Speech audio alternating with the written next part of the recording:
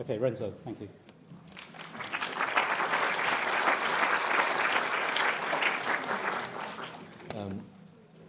Thank you, Suhail. Do you hear me like this? The microphone is so far away.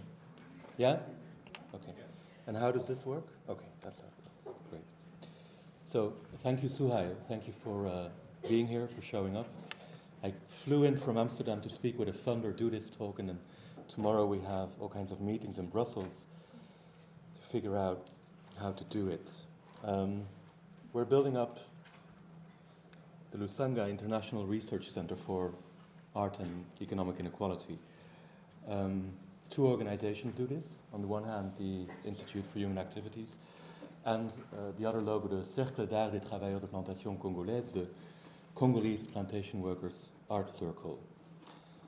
We are, at this point, trying to build the quintessential white cube, a white exhibition space, one of the main fetishes of contemporary art, and we want to build it there, on the plantation in Congo, and connect it to, on the one hand, the global art apparatus, and on the other hand, the global plantation apparatus.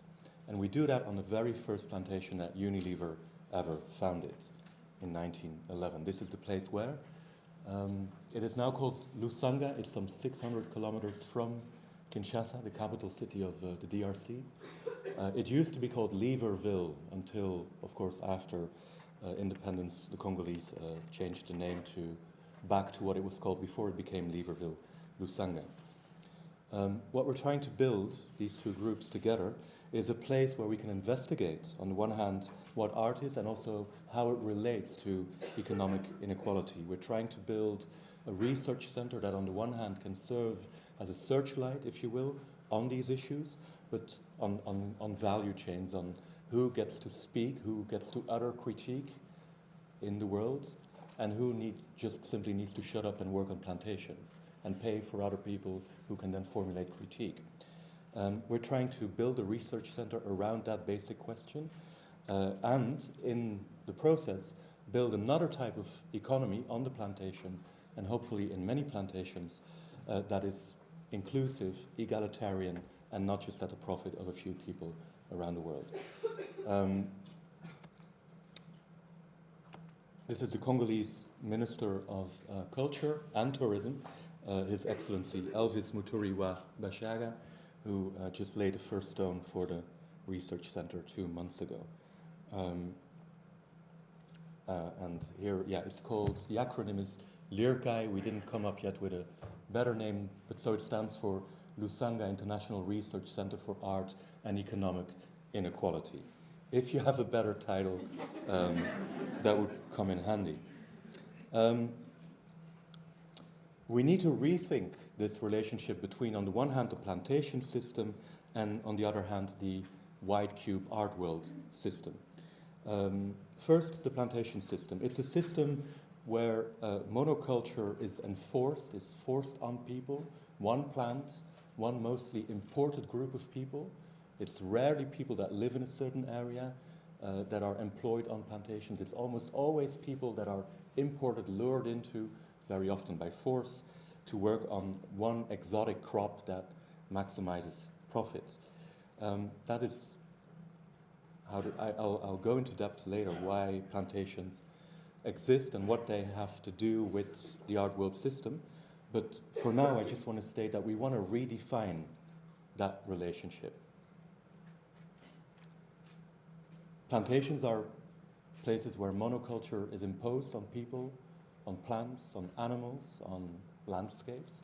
And white cubes, on the other hand, are places in which everything is possible, no? Singularity, critique, love, dissent. But in some funny way, they're monocultures too, because it's all allowed within a segregated space. One of the virtues of the white cube is that everything is allowed inside, and very little of whatever is formulated within that white cube will have real world effects outside of that white cube. Again, this is something we want to redefine, because I think the world urgently needs that redefinition. But let me take you back a tiny bit. Suhail mentioned this film, Enjoy Poverty, and maybe some of you have seen it or heard about it. Some people like it, many people do not like it, but this is one of the main props of that film. It was a big neon sign that indeed read, "Please enjoy poverty." And I did set it up between 2004 and 2006-07. It's when I spend a lot of time on these plantations in Congo. I'll talk a little bit about that. Then I'll talk about the first iteration of this research program that we're establishing in Congo. And the first iteration of it was the Gentrification Program that ran from 2012, and that's going to take its end with the establishment of the White Cube on the plantation early next year. And then I'll talk briefly about the next 5 years of this ongoing research program. So first, Enjoy Poverty, a small case study, in a way, on art and economic inequality. The film that Suhail briefly described highlights, indeed, abject economic injustice. Plantations, mines in Congo, kids starve, people make $4 a month for a full-time job. By now it's a little bit more. People now make $19 a month for a full-time job on these plantations in Congo. At the time it was $4 a month, and so kids die, fathers drink because they're terribly ashamed of what they do, and mothers have no milk in their breasts to feed their children. All the time. It also deals with one white male European, now middle-aged artist, at the time a little bit younger, who goes into that situation. And of course there's a long history of white single male men doing that. So it reflected, in a way, on the one hand, this abject economic inequality, and then art. You know, most artists still in the world who make it to Documentas or Venice Biennials are pretty much the way I am, in the grand scheme of things. So what does it mean to critique inequality? Turned out it doesn't mean so much. In the end, more often than not, it leads to awareness in a few concentrated areas on the world. I'm talking about a high art system here. I'm talking about works that indeed make it to the biennials or Tate Modern or Centre Pompidou, stuff like that. More often than not, the critique does not really fix anything in the situation that is critiqued. And I wanted to highlight that. Of course, it's a terrible film in the way that you see how I go there, I critique stuff. In the end, I'm the sole winner of the whole enterprise. I go home, you know, etc. This is a plantation owner showing me part of his plantation. You see monoculture, and then what it does with people.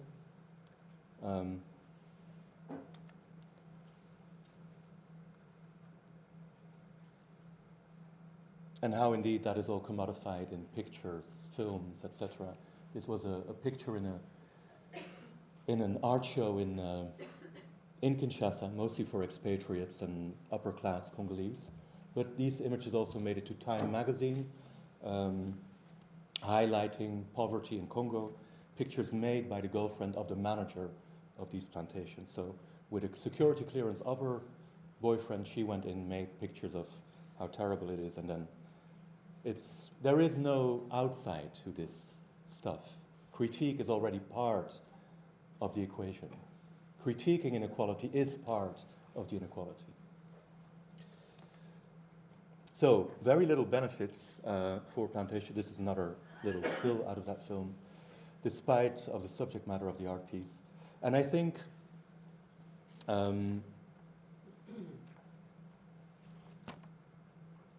beyond me and beyond this film, this was part of a broader system that I also try to create an exemplary work for.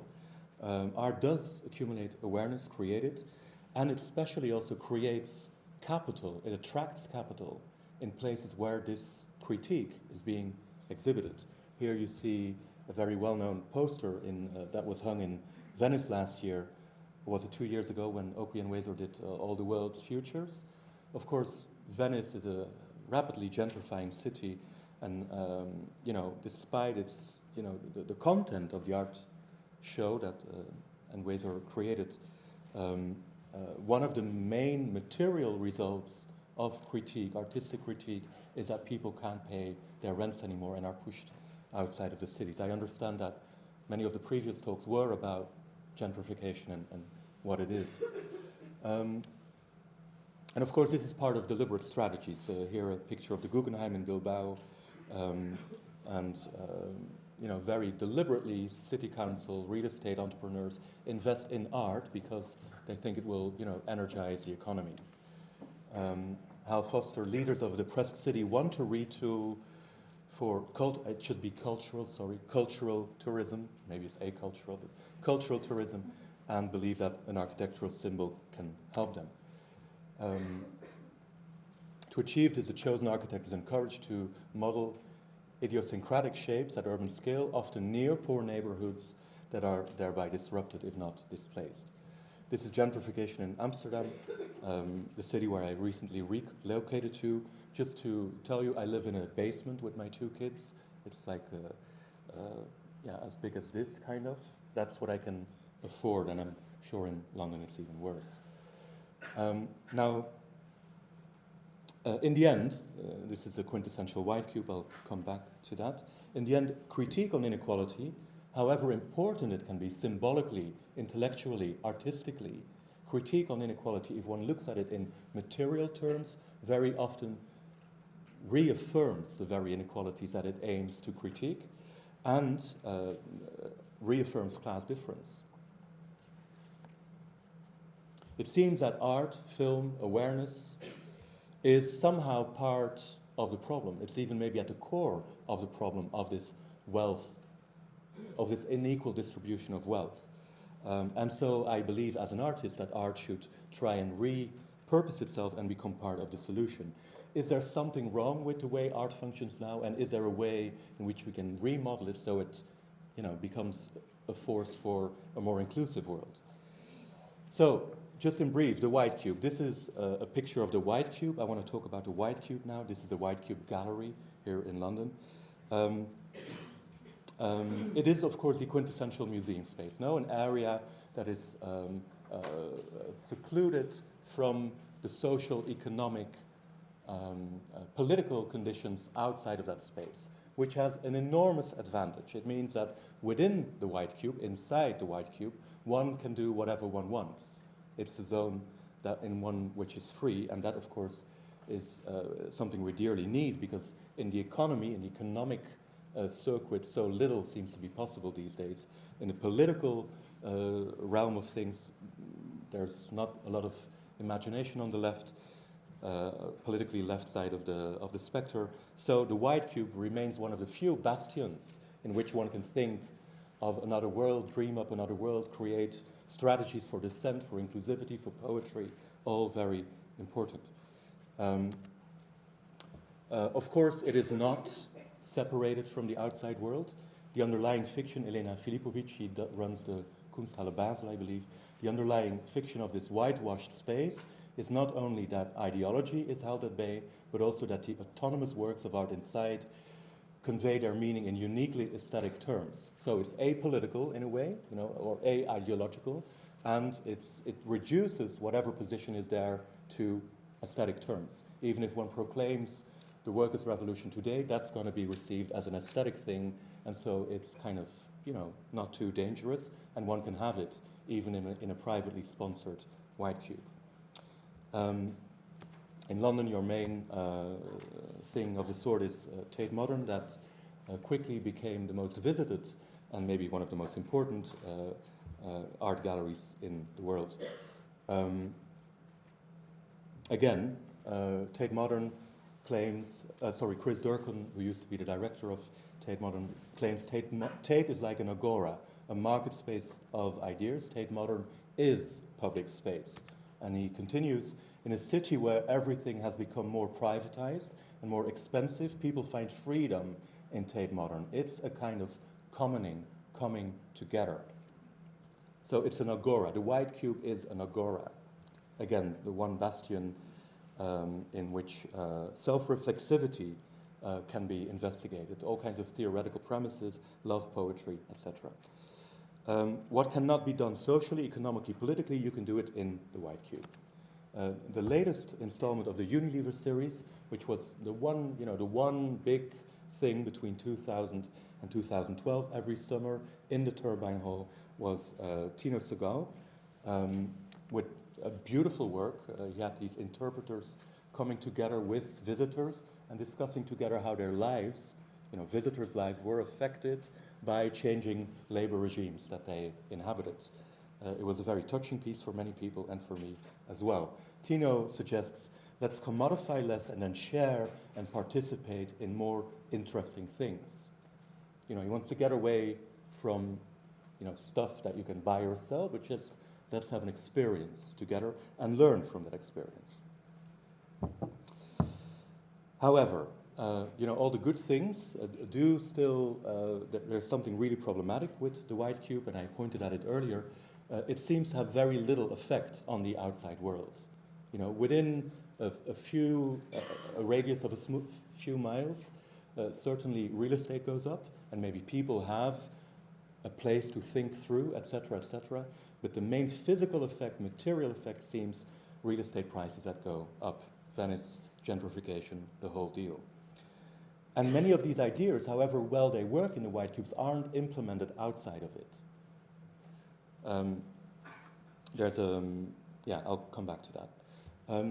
So this one film, Enjoy Poverty, was shown in all these white cubes, and it received harsh critique. Many people argued, and I think they're right to some degree, that I merely perpetuated the very inequality and the very political turmoil that I claimed or wished to critique. So, and then on top of that, I saw that this disturbing film, yes, it was shown in Congo on TV, but very few people on plantations have television. There's no electricity, so nobody on the plantation saw this film. But it was shown in the Moscow Biennial and the Berlin Biennial and in Tate Modern and the Brussels Biennial and the Sydney Biennial, and it was shown on TV in Canada and in Tehran. So it led to all kinds of, people thinking, surely, and also to capital accumulation, if you will. But on the plantation, it did very, very little. And so this, again, I think is it's not particular to my piece of work. I think it's one of the general conditions of critical art being critical of economic inequality. It accumulates capital only in some rich parts of the world. So I felt I need to deal with that. I can't afford to just make critical stuff, put it in white cubes, and allow real estate investors to define where this piece should have an impact. And then also I can't allow its main impact to be rising house prices in these few areas of the world. So I thought, how come that I can live off artistic critique? Somehow, not, I rent a small apartment, but I stay alive, I have 2 kids, they're fine. How come I can do it, and how come none of these plantation workers with whom I made the film and about whom I made the film seem to be able to live off artistic critique? How come they need to live off plantation labor at $4 a month, and I can get a PhD assignment somewhere critiquing their living conditions? That seems to be crazy unequal. So I thought, let's try and do something. So in a way, that was like maybe I should switch to the PowerPoint, yeah. So that was the first iteration of, what I thought. Let's just build, if works like mine and so many others tend to gentrify Venice, Berlin, New York, London, let's build a reverse gentrification program. Reverse in the way that it's in another part of the globe and with the people at the very bottom of this inequality divide. Not people on the top, but people at the bottom. So a friend of mine who's in the middle, René Ngongo, with this vertically striped shirt, he's a biologist. He founded Greenpeace Congo 10 years ago, stopped after he found out, in his mind, that Greenpeace did a lot of good work, but mostly for a worldwide audience, and much less so for people living in the forests who were struggling against these plantations or struggling against timber companies. He found out, or in his mind, after he founded Greenpeace Congo on behalf of Greenpeace International in Amsterdam, He thought there's too little impact for people on the ground, and it only creates political momentum in the world, but not on the ground. So anyway, he, in the meantime, founded a huge network of local NGOs, basically, people coming together and acting against these plantations that pay $4 a month, and about timber companies that take out all the wood, which goes to ports all over the world, China, United States, and Europe. So anyway, René founded the Cercle des Travailleurs de Plantation Congolaises, the Congolese Plantation Workers Art League, something like that. And these are all people who live in Lusanga and in Chela, come from two plantations, palm oil and cocoa. One of the first things we did was invite Richard Florida. Richard Florida, very contested, obviously. He's a champion of gentrification, if you will, in the art world especially. He doesn't seem to allow any space for art to be, for dissent. Art is reduced to an engine for economic development. Even singularity, poetry, but even critique is just there as an engine for economic growth. So I completely share that critique. On the other hand, I happen to think, or I have observed that even in the places where, in the white cubes, if you will, where the most critical work is shown, the board of directors is very, very aware of Richard Florida's theories and acts upon them. Investors, politicians know quite well that if you want to revamp your city, you need a critical art center. So I thought, let's just go with the flow and make sure that it actually works. Let's try and attract capital. That's the one thing that is mostly needed on these plantations that otherwise only give away capital. You know, the almost unpaid labor ends up in the city. I'll get back to that. So I thought in these first 5 years, or in the first iteration of this attempt to really deal with the structural conditions of art vis-à-vis inequality, the reverse gentrification program, we started this critical curriculum. CATPC led it. I merely made sure there was some funding for it. It's actually 2014, the date is wrong. And here is Jeremy Mabiala, who's a cocoa plantation worker with a rich artistic lineage. His and his fathers and forefathers and mothers were all artists, apart from being forced to work on plantations too. And here he makes a piece called The Art Collector. He made it in clay out of the river, so there's rivers running through Congo. One of them is the Congo River, and you can get clay out of them and make sculptures if you want to, and so they did. Oh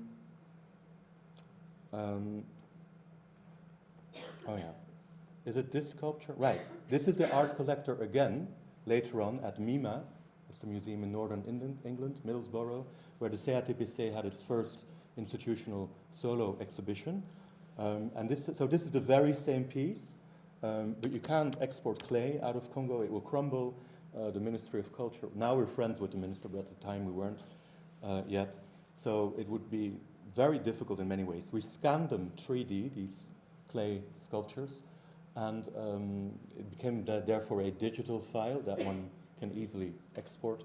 We printed it 3D, made molds out of it, and reproduced it in the very stuff that comes out of these plantations. Not just this one, but all over Central Africa and Western Africa. So it was reproduced in, where is it? In chocolate. So this is a chocolate sculpture.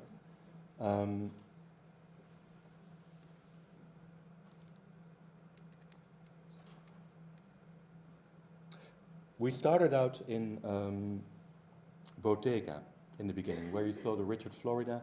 Bottega was the second plantation ever founded by Unilever.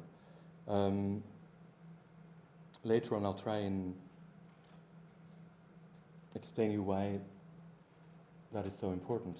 Bottega is, you see in Gende, the name of the plantation is Bottega, then you have Leverville, where we are now. Unilever founded these 5 circles with this 60-kilometer perimeter, made multi-million-dollar profits, Unilever is now one of the biggest multinationals in the world. Its profits now per year are 5 billion. It claims to be a green company. However, when they sold their 3 remaining plantations, the upper 3, in 2010, wages were $19 a month. I already claimed that. After 10 years of quote-unquote civil war, 15 quote-unquote civil war, it's not civil war, it's, we can get into that, but that's a ridiculous term, civil war. Anyway, after 15 years of civil war, Unilever sold the plantations to a Canadian hedge fund and basically fired everybody. They were no longer Unilever workers.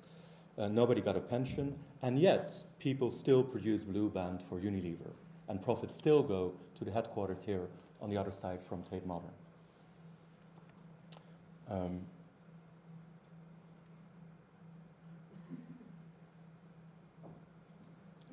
The company that bought it over is also a few miles from here, Feronia. They want to use the Brazilian model. That's what they see in the future. And so it's time to talk a little bit more about plantations and nature of the plantation system. Monoculture. We usually hear about superior technologies and resources, but it was a plantation system that made navies, science, and eventually industrialization possible. Anna Singh is a professor at UC Santa Cruz, and she wrote 2 fantastic books on what the plantation system is in our mind. She argues we don't live in the Anthropocene, not even in the Capitalocene, we live in the Plantationocene. The plantation is a defining model enforcing monoculture. People, whether they love or do not love, how they express themselves, whether they believe in this or that, how they relate to the earth, to their children, to the moon, it all doesn't matter as long as they work at least 10 hours a day on one single crop. So whether there's farm animals or monkeys or orang-utans or God knows, it all doesn't matter. It only needs to lead to as much as possible resource extraction and profit maximization. That is a plantation system. Of course, it goes way back, yeah? Slavery was enforced to feed the plantation system with people. Plantations were the engine of European expansion. Plantations produced the wealth and the modus operandi that allowed Europeans to take over the world. The plantation seems to be at the core of what we now inhabit here at Goldsmith University.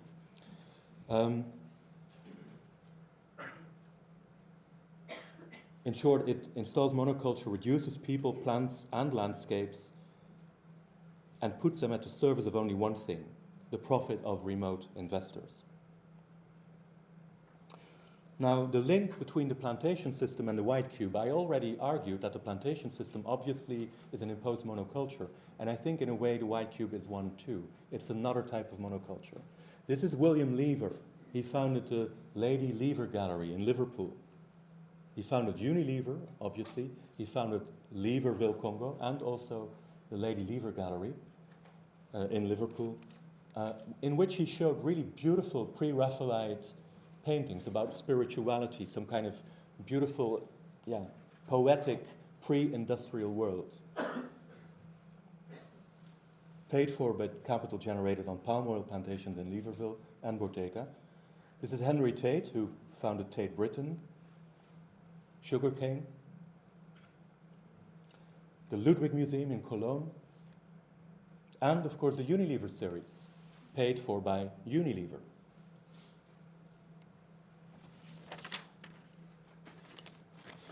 The ugliness and violence of the plantation system, the link is not merely economical, like plantation systems fund white cubes. You know, imposed monoculture funds places for dissent and poetry in other parts of the world. It's even more intrinsic, this relationship. Simon Gikandi, he's a scholar, I think, at Columbia. The violence and ugliness of the plantation system shaped theories of taste, notions of beauty, and practices of high culture, and its impurity informed and haunted the aesthetics of the time. The more violent your economic system, the more need one that is in power, has to distinguish oneself from that violence and create beautiful whitewashed places in which ideology is held at bay and everything is reduced to aesthetics, including the violence outside, reduced to aesthetics, non-ideological. The link is there. So what we did with the reverse gentrification program was, yeah, here you see a few more sculptures. Thomas Leba made a poisonous miracle, which is you see it in sculpture. This is at KOW, a gallery in Berlin. It's so I should show you. Sorry that it's all so messy, but I just go as I go. Thomas Leba is the third from the left, and he made it with Jeremy Mabiala, who's the second. They together, oh no, sorry, Thomas Leba made a poisonous miracle, which was a sculpture on the left, and Jeremy Mabiala and the guy on the very right, who now, yeah, he doesn't feel well about making sculptures anymore. Some of his wife doesn't like him to do it, but they together, Jonga Bismar and Jeremy made the art collector.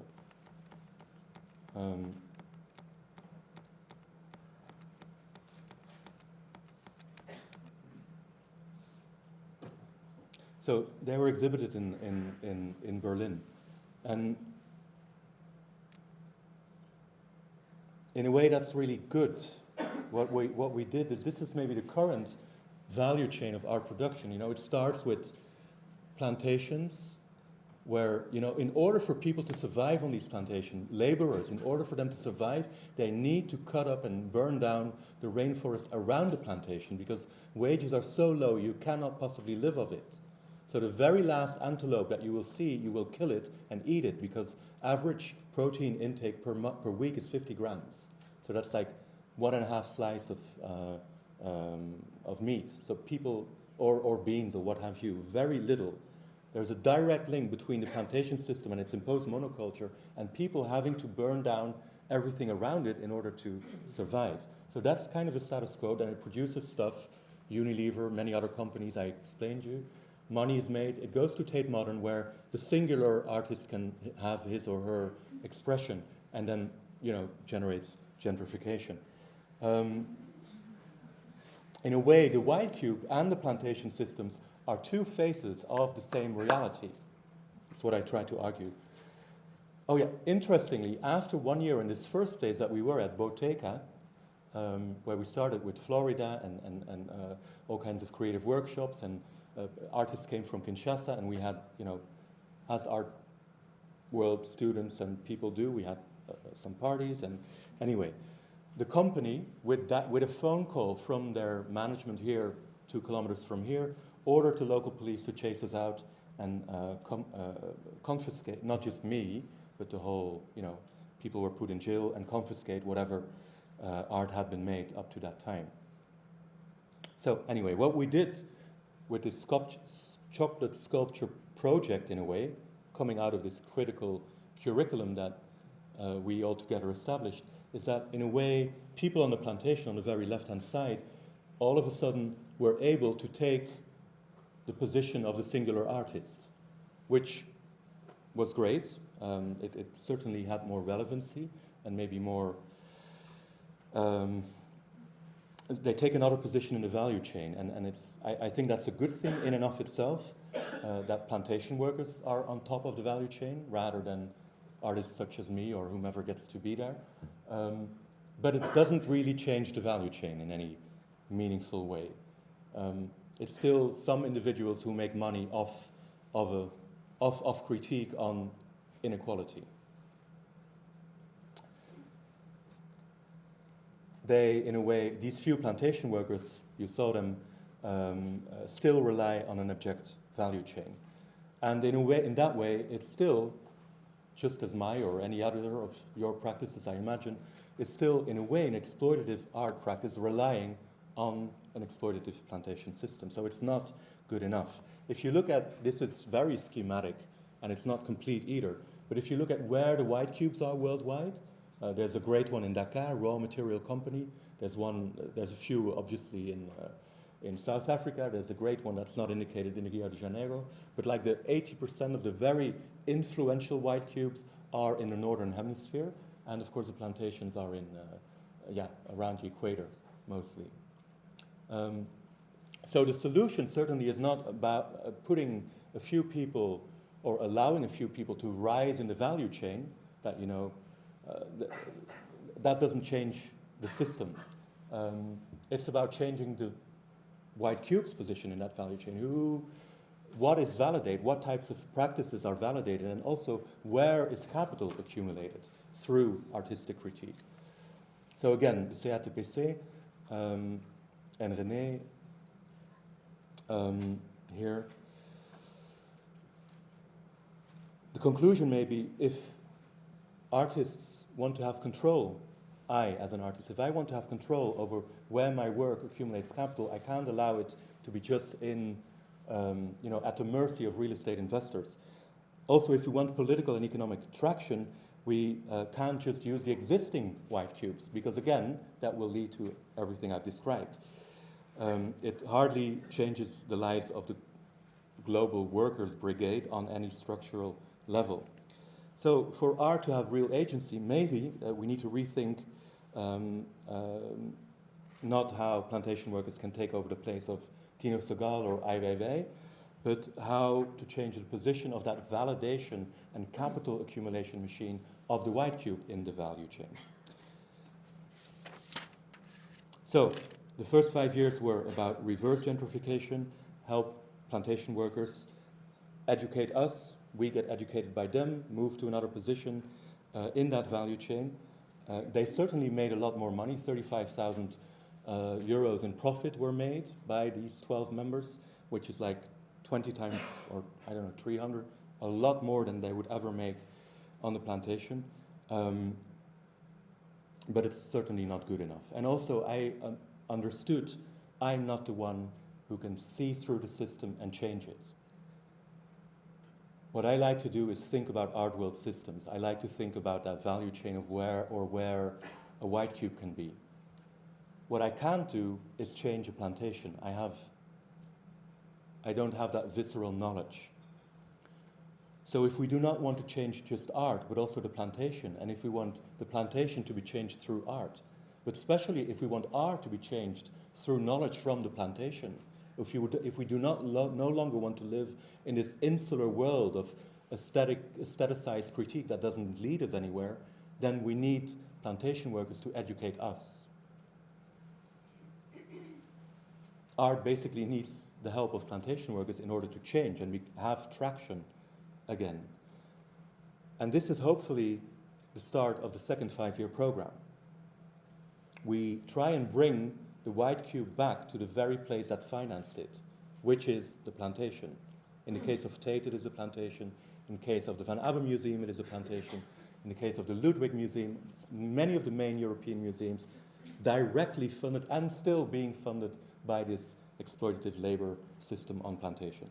So we bring it back. We need to bring the whole art apparatus to the place where it has been funded from and put it at the service of whomever lives there. Or in other terms, stop the completely artificial segregation between the millions of people that need to work day and night and shut up. They're being chased away if they create some dissent. The police comes in and these people live under dictatorships, politically and economically too, obviously.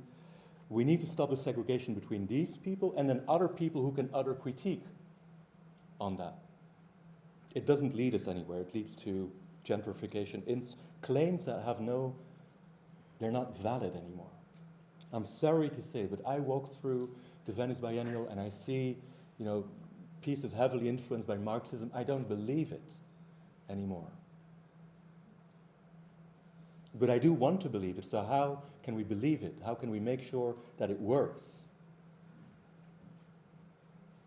So we need to maybe close that economic circle or make a new value chain and make a post-plantation through post-art. Bring the white cube as a fetish in a way, the way it is in Venice or in Guggenheim, Bilbao, etc., or Tate Modern, bring it back to the very place that funded it. That is the plantation here. I imagine Lusanga, like many other places, can be can be named or proclaimed as the ground zero of economic inequality. It needs to be there, that very research center. Again, it's two parties doing it, yeah? CATPC and IHA.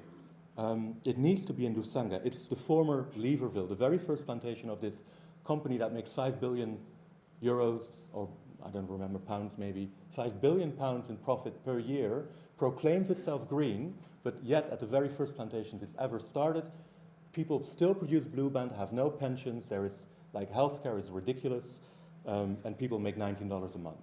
So it just does not add up. Monoculture was enforced.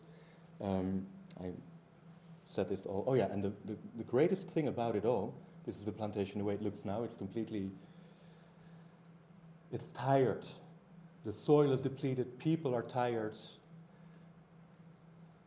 This is where people live in, making blue band. So we bought a piece of land together with CATPC, 20 hectares, and this is where this is on the plantation. Yeah? It's like a little enclave. I already said all of this. Yeah, the great thing about it is these plantation workers like Jeremy and like Jonga Bismar and Irene and Buko Kipala, they come from a fantastic artistic lineage. You all know this, you know, but I just want to state it again.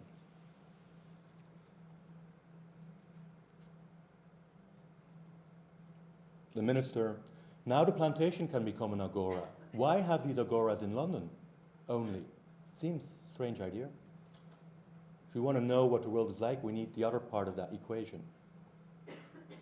The crazy thing is, these plantations that Feronia bought, the other three ones where we were chased away, and where people make $19 a month, they just got $120 million in public funding, CDC money, the British Development Corporation.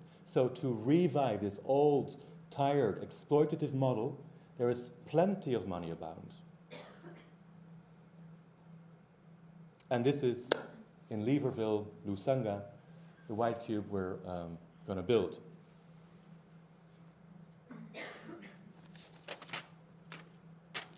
I want to go back to that old tired model. It's not just that they made 100, so they, in public money, so taxpayers' money, your money basically, $120 million is, you know, given to these companies to combat poverty. That's the mandate of CDC, combat poverty. That will benefit 6,000 workers. If you break that down, that's $20,000 per investment per plantation worker. $20,000. Okay. How come they make no more than $500 a year? Where does that other $19,500 go to? That's poverty alleviation in this segregated world. The money goes to the Cayman Islands. It's no surprise.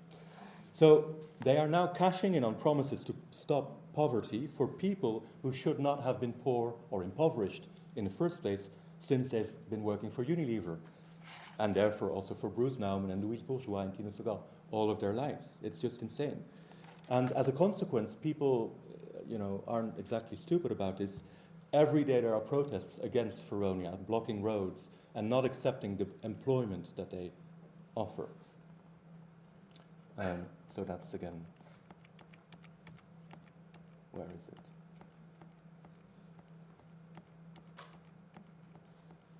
Oh, I lost a slide. Anyway, that's that company that operates from 3 miles from here.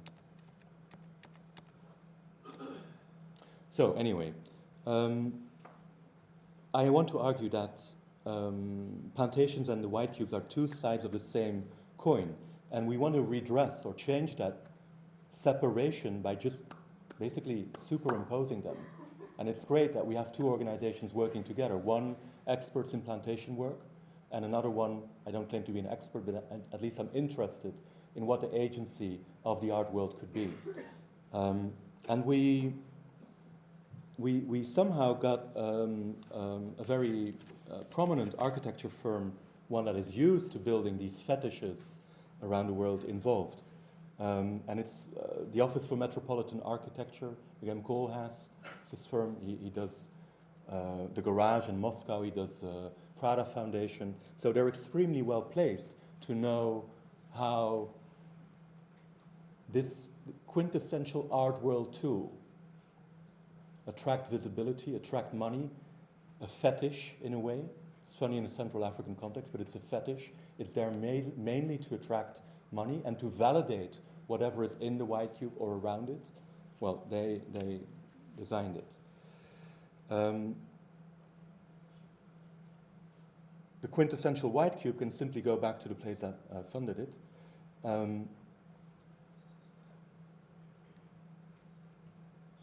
The white cube is probably a fetish, or at least we can just accept that it is and then move forward, use where we will employ that fetish. And there's a long history. People, miners, plantation workers use fetishes.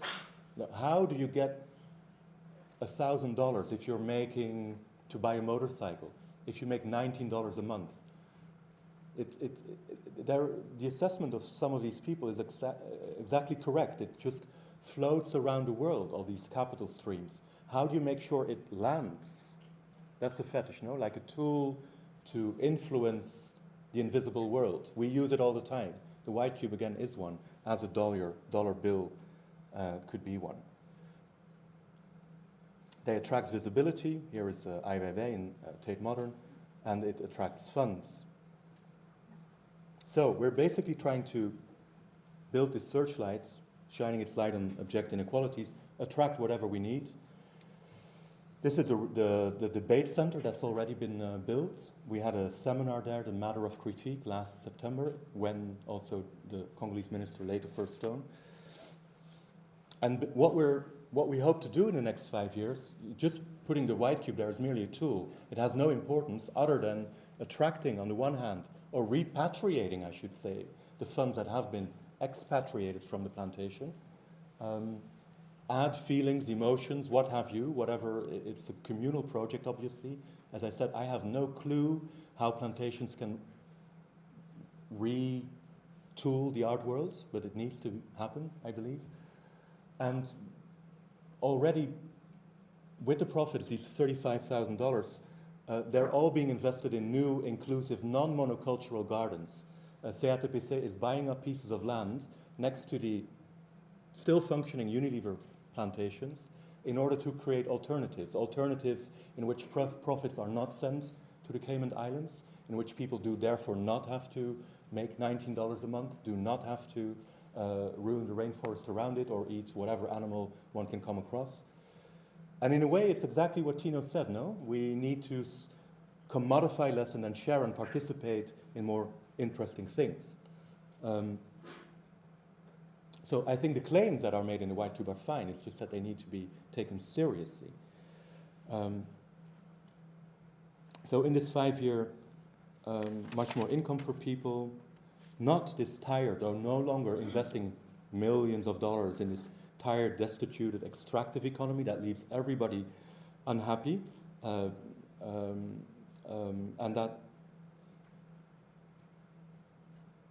that on the top of that, I'm losing my track here, I'm sorry. Let me tell you something else first. In the white cube will be a server, like an internet thing, to connect it, first of all, to all kinds of other plantations. We're going to probably in the next 5 years work with the Van Abbe Museum in Eindhoven, which of course also has been funded by plantations and continues to be funded by plantations in Indonesia in this case. So we're building a service so we create a body of knowledge for plantations to use and for white cubes to tap into, to understand what their legacy is and how probably art can become something real again. So that this separation again between labor on the one hand and free places for love and criticality, singularity, that they're no longer segregated and that they can replicate themselves around the world.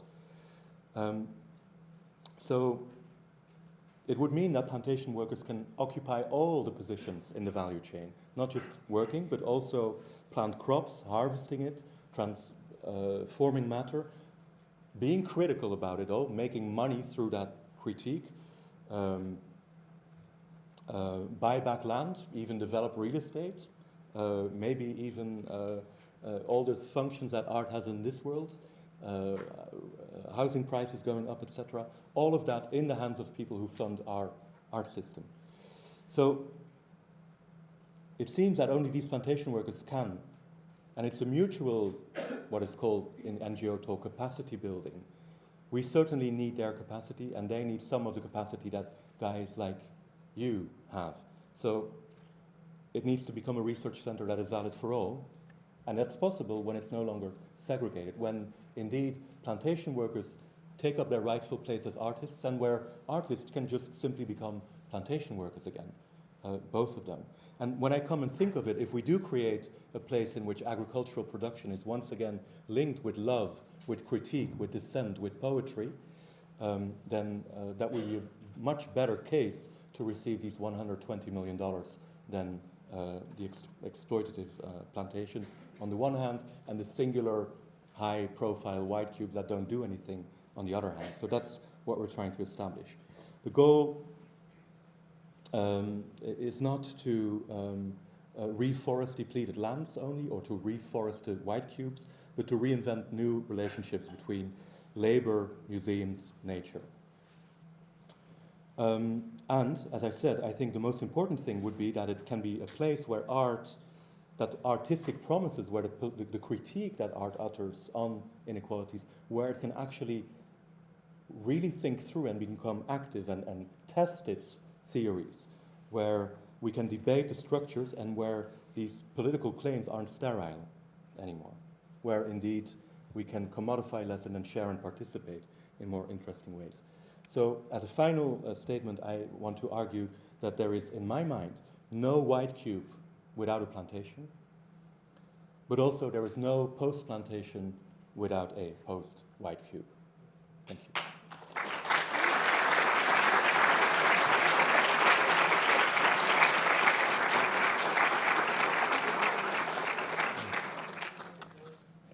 Oh.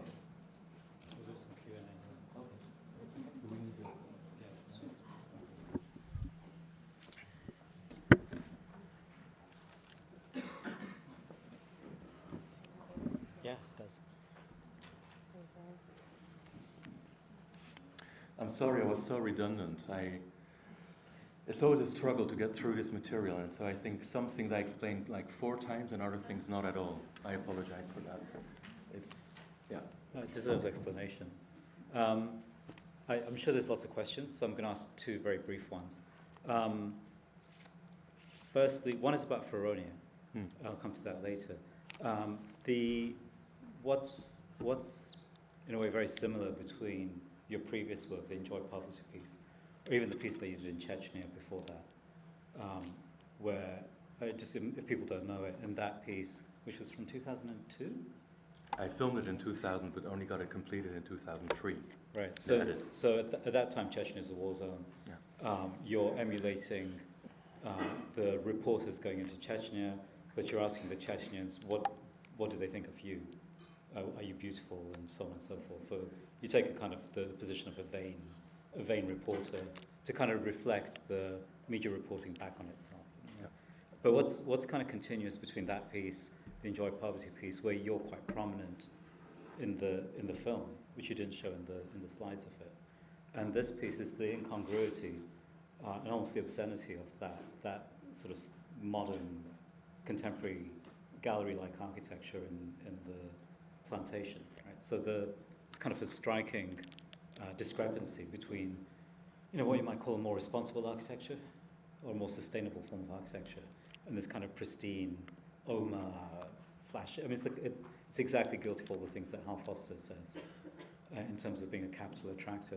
And I can see how this plays well in it plays markedly or remarkably in terms of the international circuit of the art field.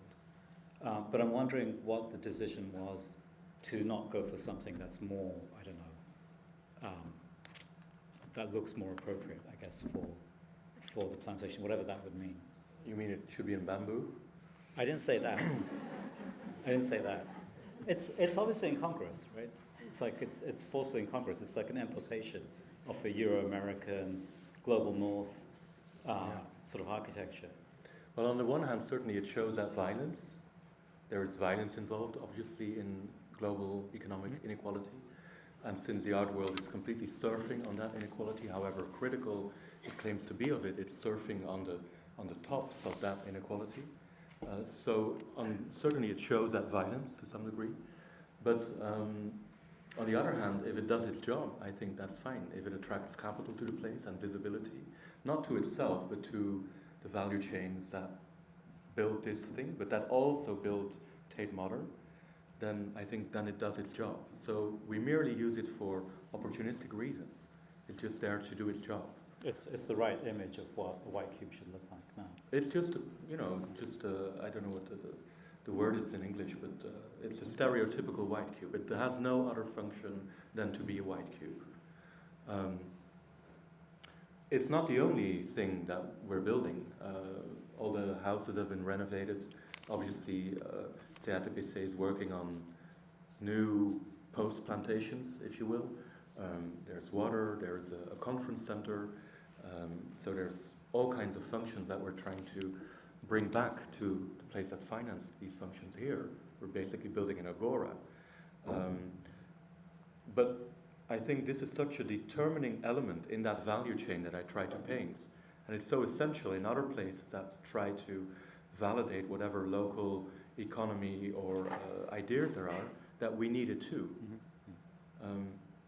I think if we build something in bamboo, however pretty it may be, or it will not shed as much light on the absurdities and the inequalities that rule this planet. So then the question is, do you want to create a little exception to the status quo, like by building an inclusively looking bamboo structure, or do you want to full frontally attack and make visible what's there, and then make use of it, obviously. The thing is not the end game. Yeah. The end game is equality. The end game is the stopping the separation between those two worlds. That is completely artificial anyways. So on the one hand, we show it's artificial. On the other hand, it stops being artificial if it's really together. And I think anybody working on the plantation is going to be, by default, be an artist in a way. His or her work will no longer just be toiling away for $19 a month to fund a faraway white cube or a faraway capital investor or a faraway real estate entrepreneur, but his or her own real estate things. So it's a foundation, right? Nobody's making money of it other than what is generated there. I live of little talks like this.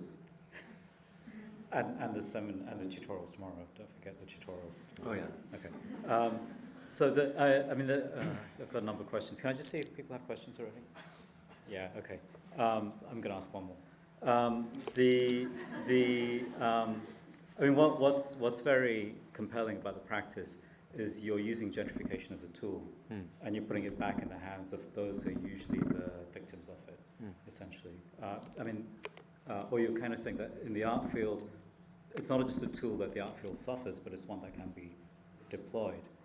But it seems also that what you call the value chain, or I didn't say bamboo, but the notion of sustainable architecture tends not to look like this. It looks like more appropriate to the local circuits. But the gentrification moment that you're deploying and activating for the benefit of the people in Lusanga and elsewhere is in a how to put it,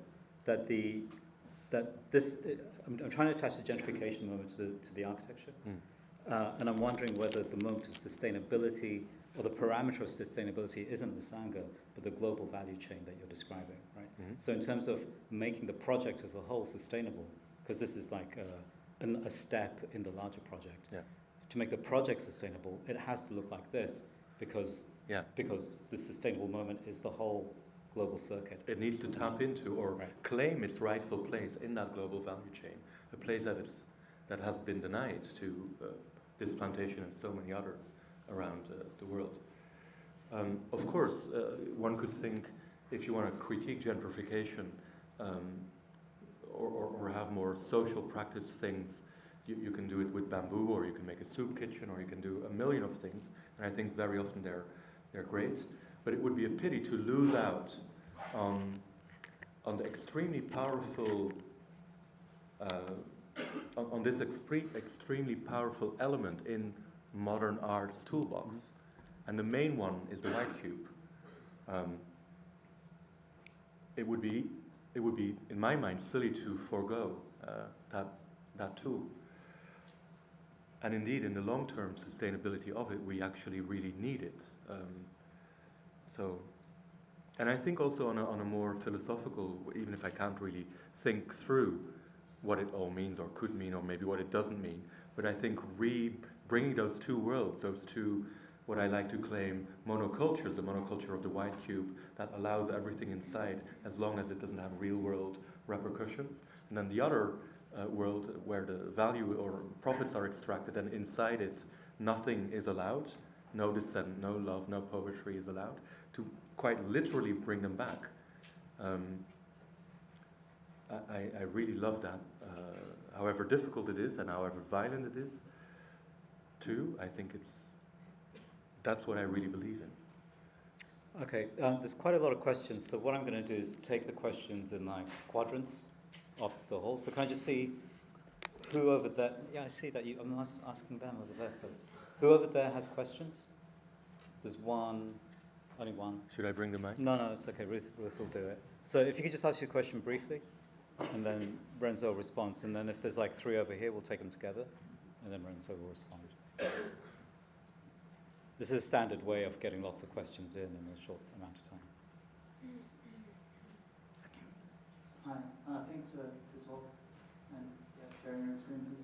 So my question was, so I was wondering if you could speak about the way you operate as an artist versus how you imagine the locals that are using the space will operate as artists.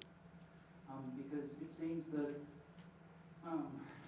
so you're operating on the level of like infrastructure, essentially, in your artistic practice.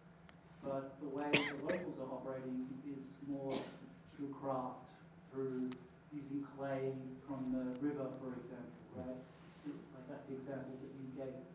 So I was wondering if you could elaborate on that, because it seems that maybe it's not congruent, like the two views.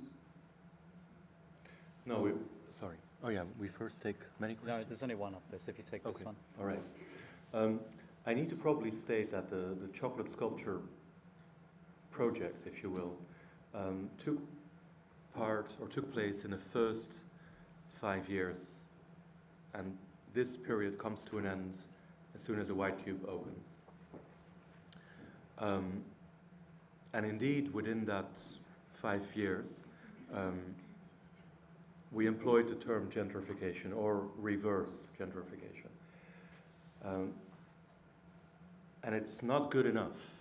It doesn't solve the problem. The only thing it does, as I tried to explain earlier, is that a limited number of plantation workers can access the white cubes of this world. Yeah, it was shown, their work was shown, a solo show at MIMA, at the Sculpture Center soon in New York and some other places.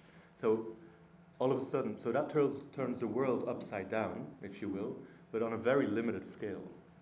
I think we can move much faster if we don't, if it's not 10 plantation workers from central Congo who get access to a New York white cube. I think it's more useful to bring the white cube back to the very plantation that funded it. So, because then it doesn't indeed depend anymore on somebody making a sculpture in order to get access to the white cube. The white cube is simply there.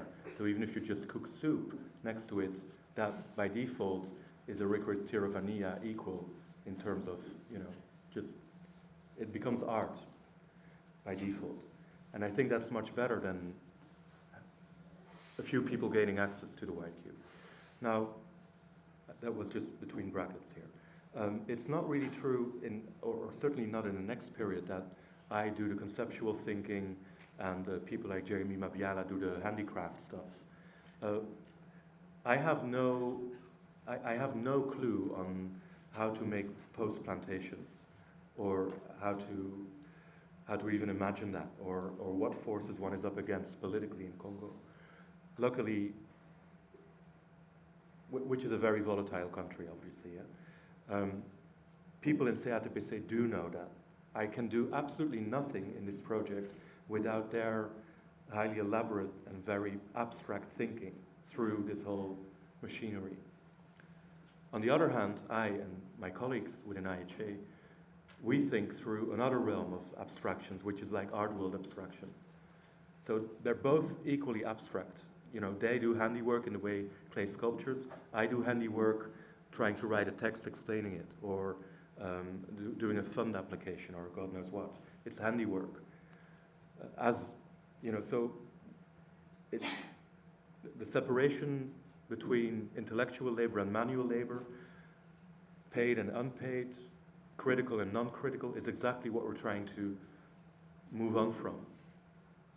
Of course, it's not from one day to the next that you do it. It's like mutual capacity building, if you will. I think for my own mental and emotional development, need to learn how to work all day in the burning sun on a plantation, so I know what types of privilege I and my colleagues, and maybe you have, when we are sitting here discussing art and politics. It's very important for me to learn that handicraft stuff too. Anyway, I just refuse to make that separation. Okay, can I see how many questions are like in this? It's 1, 2, 3, 4, 5. Okay, so if you can just, if you give it to Puck and then pass it down. So again, can you just ask your questions quite briefly and we'll just pass the mic around. Yeah, I have a question that's in 4 parts. That's not how it works. Oh, this is great. I want to thank you for your very passionate delivery of your lecture. I really appreciate it. But I have a question, and I quote you. You said, hopefully art can become real again. My first question has it ever been real? Then my second question is there a difference between working as an artist and working as a political activist? If there is a difference, what is that difference to you? And also, how are curators involved in this question, or in this situation? Great. And your fourth part? No, that was only it. That's all 4. That's 4. That's Oh, 4. really? Yeah, Okay. those are the how. Okay, so you pass it down. My question is about Do you want to know the question? another Do you want to know the project. question? So I'm just going to, okay. I'm listening. Excuse me. My question is about another project by a sort of middle-aged, white European artist who's now not alive anymore, but has kind of planted an opera village in Burkina Faso. The social news project, which I suppose you would be familiar with, and it just was part of the Freeze projects here in London in October, like a kind of strange little presentation of it, and the images of the, like, now it's already, you know, built and sort of partly exists, but the images are quite similar of these, like, architectural vision that looks super alien imposed onto the landscape, except that his is more like a sustainable version made of clay, but also similar in terms of the ideology of, like, learning from local people and learning from Africa kind of phrase. But yours has much more sort of cynicism and criticality built in, but I was wondering if you were familiar with this other project and if you could comment on how yours is different or what some parallels might be. Okay, actually that's quite a lot. Let's take these two and then we'll take the rest. Yeah. So I'll start with the last, which is Nigensiv, his opera village, indeed, in Burkina Faso. I've never been there. It's really hard to get to, I imagine. I saw it in Venice, the biennial, like maybe 4 years ago. I don't know. It seems to be about emotions mostly. It's a very emotionally driven thing. It's about indeed learning from. Many of his works are about. It's expressionism in a way, expressionism, and of course then Africa is like this dreamland for expressionists. I'm not so personally not so interested in expressionism. I'm interested in institutional critique, as it used to be called, but I'm even more interested in how to make it work. And so that maybe separates me from, so I'm not looking for a catharsis for me personally. I do, and maybe then I'll go back to the first batch of questions. So can art be real, and is art, what's the difference between an artist and a political activist? I think how long do we have here? Depends how quickly you answer the question. Yeah. I think so many of the political claims of art function really beautifully in these white cube spaces. And once outside of them, they're worthless. And I have no patience for it anymore. I have no patience with it anymore.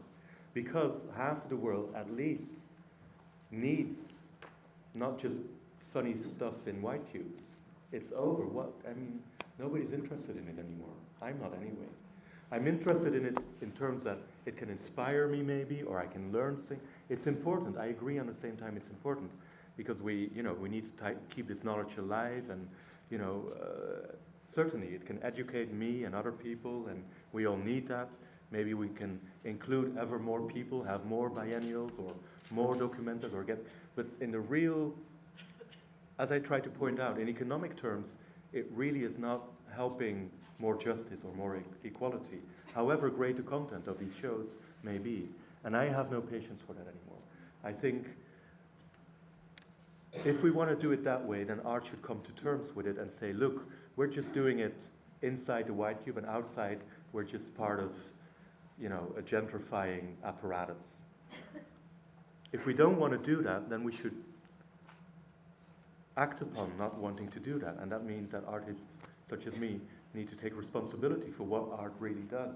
And if we don't want to be just agents for gentrification in a few parts of the world, then it's for us to take control over it. On top of that, once I learned about this whole plantation system 10 years ago, I felt it's just completely unacceptable that we even dare to utter any of these radical revolutionary claims in the art world, while being completely innocent of what actually funds us. There was this article in The Guardian how, in fact, London is the most corrupt city in the world. If you really look at capital streams, we can think it's all nice. It's the most corrupt city in the world. So here we talk about, art and activism and political and government. We should first and foremost clean up our own apparatus, understand what it is, and use it for the real goals that we may have, or that I certainly have. And then, as soon as I started working in Congo, I figured, and I learned from many of the people I met, including the people you saw in the pictures, that they too want change. Maybe they don't want a white cube per se, but they do want change. So the combination of me happen to be an artist, and people like René or Jeremy happen to be biologists or environmental activists or plantation workers. Somehow we kind of found each other in this mutual enterprise. I'm not saying it's the only one that's valid. I'm very interested in other practices, but we're trying to do this. And of course,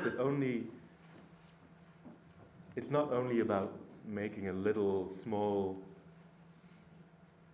different type of economy.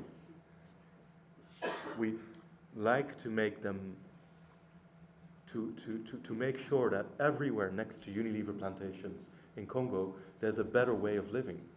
A better way of living just by simply not separating against critique or singularity or poetry and plantation labor. That in itself will generate more income, we think. And that becomes a political moment, obviously, because then indeed we could go to CDC and say, look, you have your model, this is another model, it doesn't cost nearly as much, but people actually are a lot happier, and it's better for the whole world. So, yeah.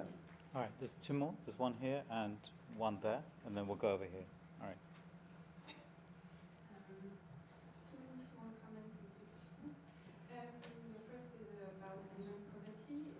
I am a rare example where I had the sensation of seeing something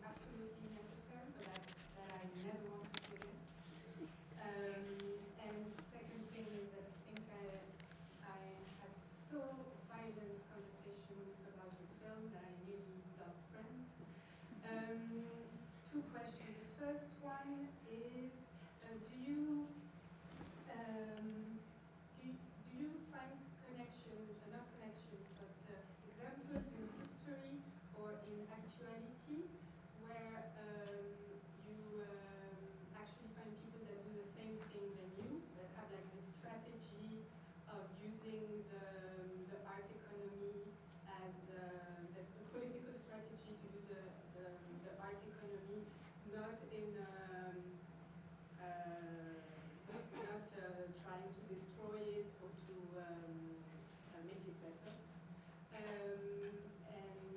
Or do you really feel alone with your collaborators? Do you? Can you go faster, please? Yeah, sorry. And second question is like, the international artist figure that works abroad, and you were describing the plantation as a bit of a point of origin.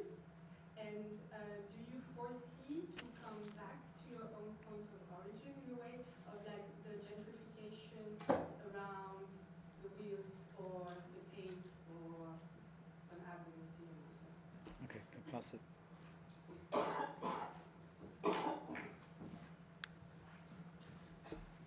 My question is, how do you use attraction as a tool? Attraction. Attraction. Traction. Attraction. Attraction. Can you just that's too short. For what, attraction of what? I mean, he's a good-looking man, but In the critique of you, would perhaps put attraction in with desire, and desire kind of is controlled in a lot of ways in a capitalistic sense.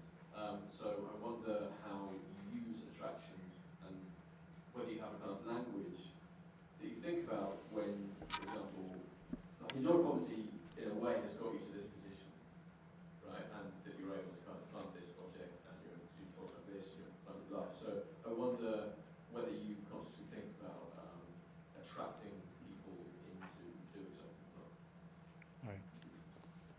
So it's like, are you working alone? Yeah. And are you going to come back to the center, and then like strategies of using attraction?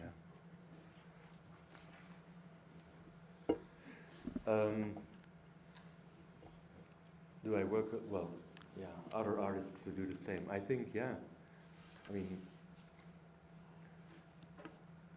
in parts, there's many parts of what people do that I love and that I also try to do. In a way, I just copy-paste existing practices. People build museums, I build a museum. People start critical curricula, I build a critical curriculum. People start community projects that involve, I do it too. So I'm not that novel in any way.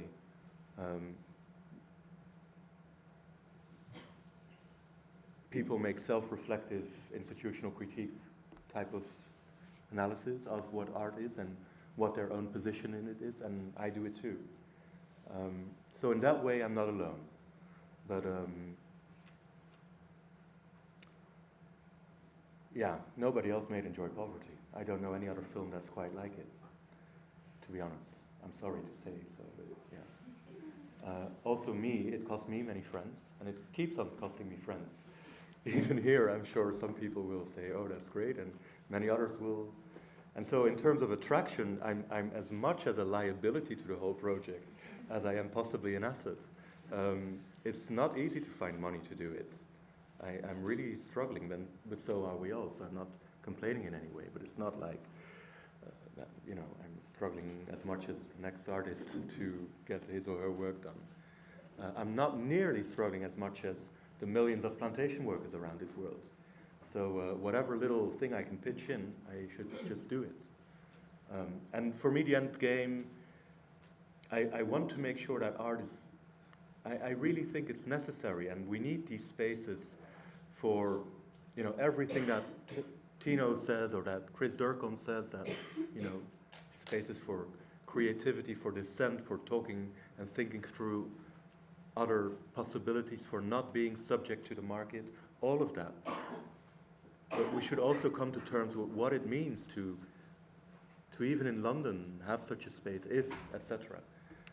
And then the logical conclusion is that we have a very, very one-sided view of the world if these white cubes only exist in places like this, if art schools are only here. I mean, who of you, there is a great art school in Dakar, there's maybe one in Nairobi, I'm sure in Cape Town there are great ones, but very few people actually learn from the places that fund this whole enterprise, and we should. Otherwise, whatever political position in your drawings or God knows what it is you do, to me it seems to be really irrelevant. So I stopped making all that seemingly political work at some point, because it's irrelevant unless we change the structures. So that is now my work. It's the only work that matters. To me, So I mean. can I see who's got questions over here? 1, 2, 3. Anyone over here? Right, so 1, 2, 3. Hi, thanks for the talk. And I hope I'm not going to insult you. Please do. But my father was the head of UNICEF for Congo for 3 years, so I'm sort of vaguely aware that the suffering that is experienced there is beyond description. So I can only assume that there is a sort of a strategy of cynical reason or something going on in this project. Because, and so is there. And then, and you can tell us, because we're all sort of art students here, so maybe we should be in on it. And secondly, if there is, why not a sort of more of an over-identification with kind of Rem Koolhaas? So why design just the white cube and not the whole city? The white cube is part of this value chain that I try to, so we're basically just going to exhibit it as a white cube. It's part of that value chain. Other things of the value chain we exhibit is, for example, we're now inviting all the people that contributed to the Unilever series, including Tino Segal or Bruce Nauman or etc., to, they too repatriate some of their works to the places that economically it originates from. So that's part of that, just establishing what it used to be and bringing it back to, but that's just a beginning point, that's the starting point. After that is where the real game begins, which is a new, in my mind, completely uncynical project. I'm happy that I've shed a little bit the feeling of being a cynic. I certainly employed it for a long time, and Your Poverty, for those who've seen it, shows me as a white man who indeed over-identifies with both the violence that I embody, there's no way around it, and with the suffering that I also like to measure myself up to. But I think I cease to be a cynic. We're trying to build something here. Yeah. Okay, 2 more over here. Hi. I requested in relation to the chain you showed us, and I find very interesting that you did include art school institution like Goldsmith, for example, that seems to criticize so much gentrification, but it actually lead out of gentrification. So otherwise no one will have a job if there will exist gentrification. So I'm kind of like questioning, how do you think the role of university art school should be towards students, us, who are like plantation somehow, and what do you think we are? Because we are kind Come of on. like gentrified. Are you serious? I think the Are you serious? You think this is a plantation? in a way, I think the Fuck off. real gentrification Sorry. happens in Fuck our off. brain and the way we are working as an artist, I suppose. And what do you think our role as a student or artist or as a people should be towards institution like art school, in a way kind of like disempower the work itself and make it just All right. this aesthetic.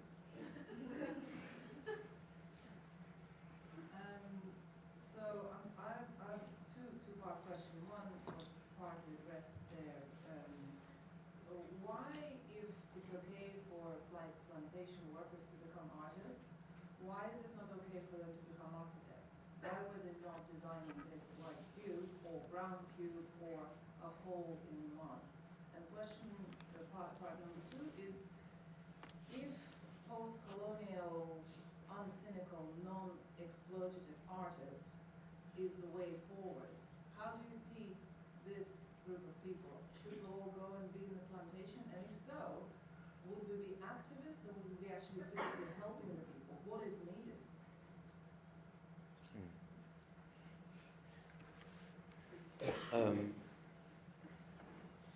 Well, CATPC is endeavoring now, they made a plan, so now there's like these 12 or 14 members, and they want to grow and become like 400, 500 members in 5 years' time.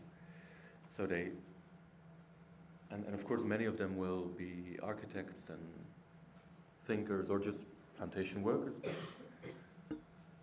now including dissent, critique, love, what have you, in their work. is what they tell me. Here, this being a plantation, No, that's not the question. The question was, what should art schools do? yeah. I don't really know. Well, I don't know if plantation is right about plants. I mean, we definitely something that the institution feed, and I don't know. It seems that there's constant things around gentrification. Okay, we've got lots of questions. Yeah, it is certainly a thing that we're all, I mean, and I'm still part of that in many ways, we're all vying for the attention of capital, basically, with whatever critique, singularity, poetry we are able to make, then we're vying for attention, and then if you're lucky, you get to show in one of these accumulative places of capital, basically. So we're a workforce of all of that, and then it's used for, but I think you've been talking about this for many evenings already. So I don't really know, I think. What about the question about being architects? Yeah, they can be architects too. For now, it's a tool. It's just the part of that value chain. If you have a white cube in London and it attracts capital, we simply need one there too. That's all it is. It's a place to attract visibility, attention, and to validate whatever happens on the plantation. I mean, can I just add to that? I mean, the thing about having Oma build this, it doesn't cutify native architecture. No. So in a way, if you had local people building something that belongs to their own kind of vernacular of architecture, it's easier to place and sort of smooth out the disruption in the model. So and also Omax is a brand, and the brand is what you need to attract the capital. Yeah. And if the builder's building there, no, of course. I mean, in this model, the brand will the capital will only come with the brand because it's the world that we're in. Yeah. Any questions at the back? No, if I would design it, it wouldn't mean a thing. All right, I see two questions at the back, and then I think we have to stop. Unless you can answer them very quickly. Okay, I'll try. There's one more over here as well. Just But OMI is not cynic in it either. Huh? They completely understand the project. They're very interested in it's a very, very infinitely small part of their enterprise. Mostly they build in big art world capitals and build museums and other infrastructure. But they understand why I'm so happy that they do it. And they do it for free too. Pro bono, that is. But we need that branding in a way. Yeah. Hi, I just wanted to ask, was there any research carried out as to what the locals from the surrounding areas are going to think of the infrastructure, and possibly just generally what they think, and say you as a white man building things like this in their world, essentially what they think of it basically. Yeah, of course. I mean, I've been hanging around there now for 12 years, so obviously one speaks. And I'm completely dependent on people supporting me. If any of the village chiefs says we're going to burn it down tomorrow, then it's going to be burned down tomorrow. So I'm completely dependent on people accepting what I do or supporting it. There's no way, I mean, I don't have money, I don't have an army, I don't want an army, I don't have legal advisors, I'm completely dependent on people thinking it's okay that I do it and that there's something in it for them. And do they like the look of it? Just curious. Do they like the what? The look of it. I explain them it's a fetish. It's a fetish. It's like a dollar bill. Okay. Who cares whether you like the dollar bill design? It's just a dollar bill. Okay, there was another question. Hi, so you already kind of answered my question, because I was going to ask who's actually going to pay for the building, but then as an extension, who's going to build it? Are you going to program stuff in the long term? Yeah. So it's an entrepreneur from the town, or like 2 towns away, that builds it. They're called Copyrec. They build mostly hospitals or schools. Now they build this. I try to find funding for it. So it's part of the funding hopefully comes from Unilever Series artists that we ask to, give back works to the Congolese Plantation Workers Art League, and then some of them we can auction, and then that will be able to pay for the program. And the program is a little bit about the old cycle, how that all works, plantations, extractive plantations, and companies sponsoring museums, artists making critical work, that's the old value chain. Institutional critique is still part of that.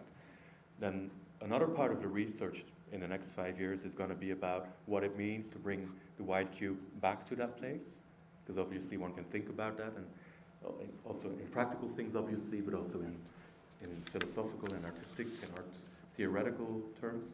But the most important research is obviously what will it produce, and that is a post-plantation.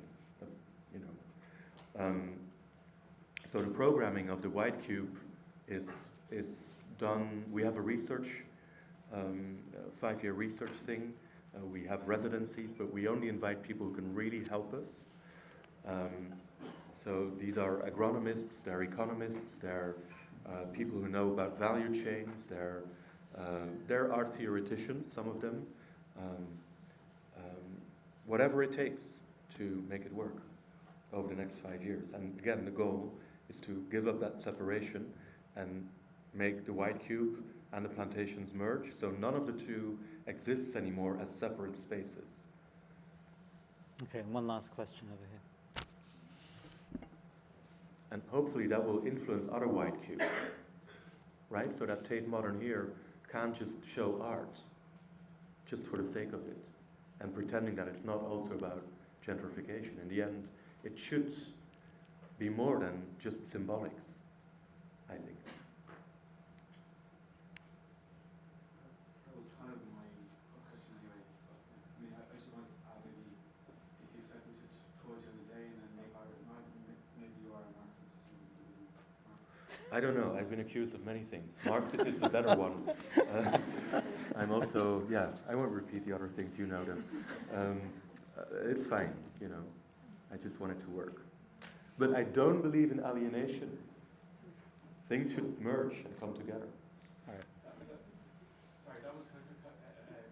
Just like, Do you want to take the mic? Okay.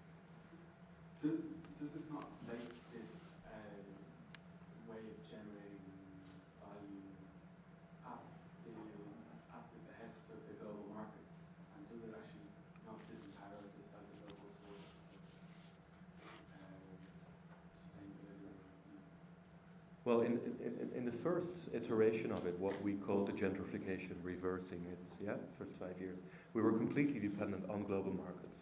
Chocolate production came from many plantations. A small group of Congolese plantation workers, if you will, added value to it, made money, started their new inclusive plantations. But it's still operating in that sphere of exploitative labor conditions, and one can surf on it. In that way, they were exactly like any other artist who surfs on these exploitative systems and then critiques it and makes money from that and lives off that, even if it's the same. We're trying to push it a lot further now, and again, that's why the white cube needs to go there. I don't know if I can answer your question. I don't know. I don't have any of the answers really. That's good. That's a good reason to start. So I think it's a really good end to the series on globalization, which you talked about, urbanization, which is implicit in the development model, and identity as well, and also kind of thinking about, in the last few weeks we've been talking about gentrification as a problem that we're inflicted with in the art system and so on. But I think what's telling and instructive about your practice is you're trying to take control of this in a way, or kind of implement it, and make it a mechanism for use, which is beneficial rather than exploitative. So just to round off, again, no lecture next week. We start again on the 16th of January. The information will be put out through the VLE on the lecture program and the course programs. And let's finish by thanking Renzo and go and get drunk in Studio B. Okay. Thank you.